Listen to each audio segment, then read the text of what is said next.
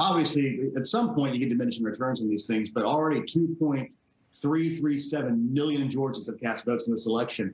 And one of the things that we're concerned about from the election administration position is this is Georgia in January. We have these wonderful things called ice storms that hit randomly. So we're trying to encourage everybody to take advantage of the early voting in person or the absentee if you're doing that. So far, 1.5 million people have voted in person, and about 800,000 have voted by absentee. We got another 500,000 absentee ballots that are out there. It's just really important you get your vote in just in case that weather gets in the way. And one of the things we're seeing is the North Georgia mountains, which is a Republican stronghold, has a lower percentage of turnout than the cities do right now. So there's a concern among Republicans, I believe, out there. And that's why you're seeing the president come to Dalton, Georgia, and extreme North Georgia on Monday before the election. It's unbelievable. So over 2 million people have already voted early. I read this morning that 27% of the voting population there, which is just an unbelievable number, has already voted early. What's it like for David Perdue and Kelly Loeffler? Are they able to sort of, fly back and forth between Georgia and Washington? It's not a far distance, but, Bernie Sanders wants them in there. He can do that. He wants them there as they deal with this bill. But obviously, the next 7 days are going to be crucial days. Both races are really separated by every poll, if you believe the polling, by less than a point. So are they still holding rallies and sort of flying back to D.C.? They're doing tours. I mean, both sets of campaigns. Essentially, they're running as two different slates. Nobody's running individual campaigns now. It's the Democrats versus the Republicans. And I know that they had a tour going through Middle Georgia yesterday, but with Senators Perdue and Loeffler, Warnock and Ossoff are having joint rallies around the state. So you're seeing a lot of that kind of thing going on. And this is where you're fighting for onesies and twosies in terms of these things, because like you're saying, and like this polling's showing, it's going to come down to every last voter. And this has blown away every record we've ever had for a runoff election. I think the previous record was 1.5 million overall. Wow. And we're already at 2.337 million voted in this state. It's a tough spot for Mitch McConnell, the Senate Majority Leader, of course, because, this stimulus bill is so important to so many Americans. That includes many of the constituents of Kelly Loeffler and David Perdue. Kelly Loeffler tweeted yesterday morning, first thing, that help is on the way, and she said that she's excited about the $600 payments to the American people, and she's indicated that she would be excited to sign some legislation that gives the American people, particularly targeted Americans who have been out of work because of the pandemic, more money. So it's really important. She's got to sort of play both sides here. What do you expect Mitch McConnell to do as he whips votes one way or the other when it comes to this bill? I think he'll try to get as many votes as he can in place and give both senators the ability to have some flexibility if they need to, if they view that politically that way.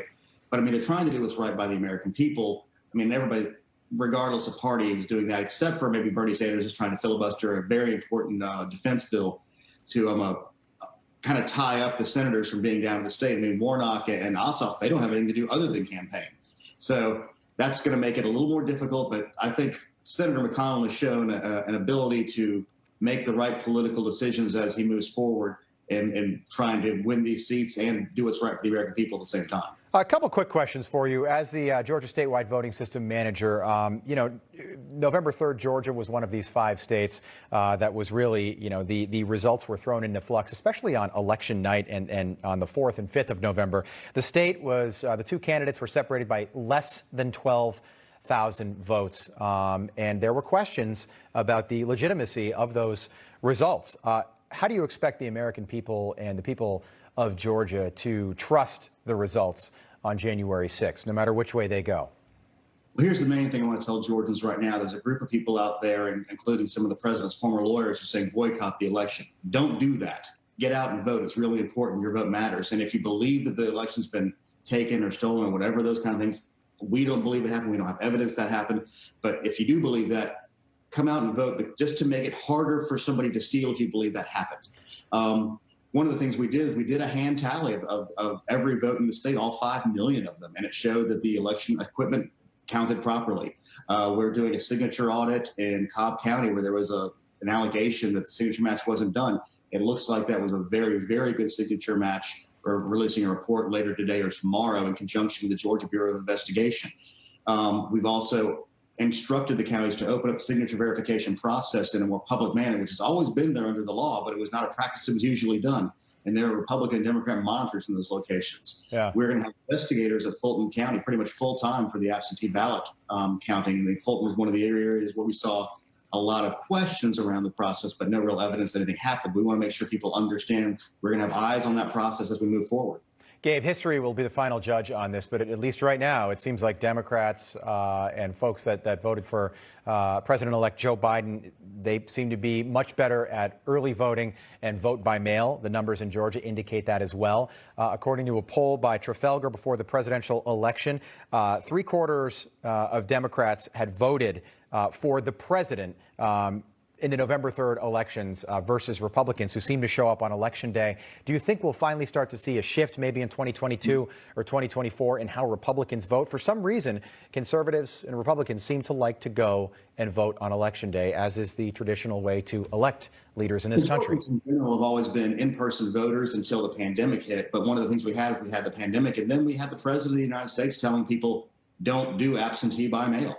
And that really changed the direction of a lot of Republican voters to do in-person voting. So the president really performed well on Election Day.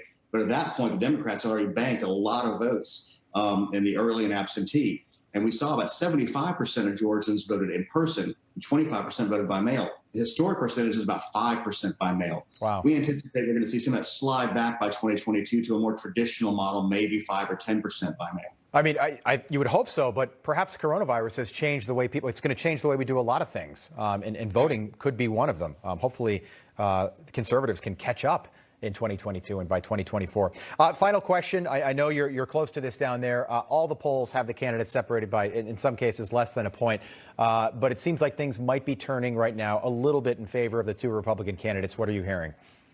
It's hard for me to say, given our position. You know, we don't take stands in elections, although I have yard signs for Loeffler and Purdue in my front yard right now. Right. I don't believe anything in terms of it's turning one way or the other, because it's going to be down to individual voters, and every vote's going to matter. So we need to make sure that voters of both parties, if they want to choose to vote, turn out. I do think there's some underlying issues with absentee by mail where people still don't believe that process. And we're seeing that depression of vote in some of the most Republican districts, like Georgia District 14. Only 45% of the 2020 turnout of November has shown up, whereas in District 5, what John Lewis's old seat, 60% of the voters have already shown up. Wow. So we've really got to look on turnout. We want everybody to turn out if they want to vote. But if you're a Republican, you really need to focus